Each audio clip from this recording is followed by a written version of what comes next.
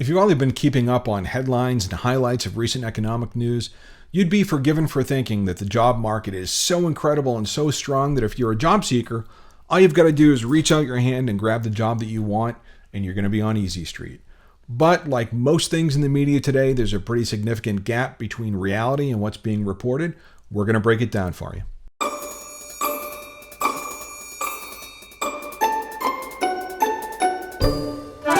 Hey folks, Mark here with The Rational Workforce. Thanks so much for tuning in.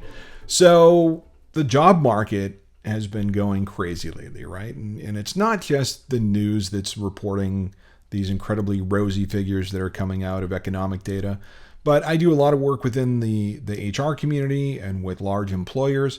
And when you talk to any CEO, pretty much cutting across all different industry lines, one of the biggest concerns they have is how do they get their hands on top tier talent? How are they able to close these skills gaps that are emerging within their workforce? And here's where I'm puzzled is that when you take a look at the reality of what's happening on the ground level in terms of talent and who's available and what's available, some things don't really seem to be adding up. So let's take a quick look at, this is a recent article from the Wall Street Journal, and it's titled, "The Hot Labor Market Isn't Helping a Certain Group of Job Seekers." Underneath blockbuster top-line data about new jobs is a not-so-rosy reality. White-collar jobs are getting harder to land. So it goes on to tell the story of a gentleman who was a writer that was having a hard time landing a new job. He said there's sometimes thousands of people applying for the same job, especially if it's remote. It's really brutal.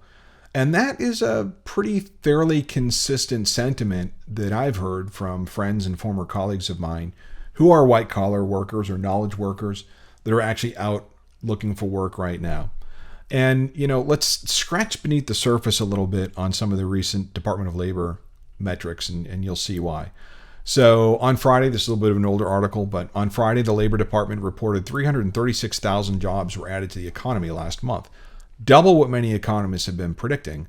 But a deeper dive into those jobs reflects that a more sobering picture of the hiring market, especially for white-collar workers who are still having a hard time finding jobs with better pay or perks. 70% of the September job gains were in three sectors: government, healthcare, and hospitality/leisure. Fields that have been playing catch-up in hiring since the early days of the pandemic. Job gains in professional services such as architects, marketers, engineers, and managers rose by 21,000 jobs. That's less than half the number from September 2022. Information technology has been particularly hard hit. While the overall unemployment rate was flat at 3.8%, the information technology sector's unemployment rate rose to 4.3%, according to Janko Associates, which tracks federal data. IT first started to shrink in February, and there are now nearly 120,000 unemployed IT pros, said M. Victor Janulaitis, Janko's chief executive. So let's talk about that for a minute. Whenever you see reports that there's this massive influx of new jobs that are hitting the market, yet you have friends that are out of work, friends that are trying to get a job, and they can't even get a Dear John letter from the employers that they're submitting their resumes to. Or when you hear stories like the gentleman in this story, where there's like hundreds of applications that are being sent for a single open position, it's got to make you dig a little deeper beneath the surface, as the great reporting from the Wall Street Journal has done, on the nature of those jobs, right? So the high job creation number alone doesn't tell the full part of the story. And especially when you think about what's going on in the economy today, the inflation, just the rising cost of living. Again, despite all the rosy news about how we're not in inflation or we're not in a recession and things are going great, the reality is every time you fill up your tank, every time you go to the grocery store, you know what the truth is. So oftentimes with these service sector jobs, people are taking more than one job to be able to sustain kind of day-to-day life, right? So there are some really interesting dynamics that are going on there. And if you're an employee who was recently laid off, if you're someone that's out looking for work or out looking for, your next step up opportunity with another company, it's really important to keep in mind that you might have to be more flexible than you historically have been over the past couple of years on the demands you place on those new jobs, right? So one of the big things that has been going on from a trend perspective is work from home, right? So pandemic hit, everyone had to shift to remote work. Pandemic passes. Now companies are really starting to flex their muscles a little bit in terms of making people come into the office for at least X number of days per week or per month. And, some employees are bristling against that. Some employees have left and gone to completely different states to lower their cost of living. And now they're feeling these pressures about coming back in the office. And, it's an incredibly tough position to be in. And I empathize with folks that are there.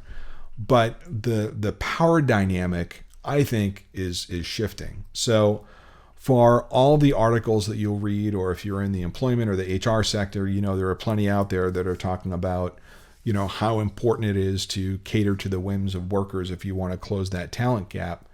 Well, I think that take that with a grain of salt, right? Again, as I mentioned at the top of the video, you hear CEOs and business leaders that are claim they're struggling to find the right talent.